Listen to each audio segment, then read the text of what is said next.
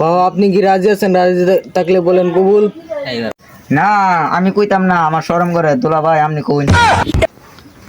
তোর আমার নিজের শরম করে।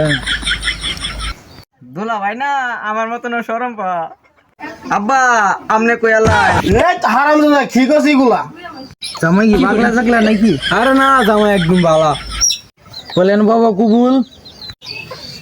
দুলা ভাই আব্বা তো চিন্তা করছি, কষ্ট মষ্ট কইরা আপনি কইয়ালাই। আমারই কইতে হবে।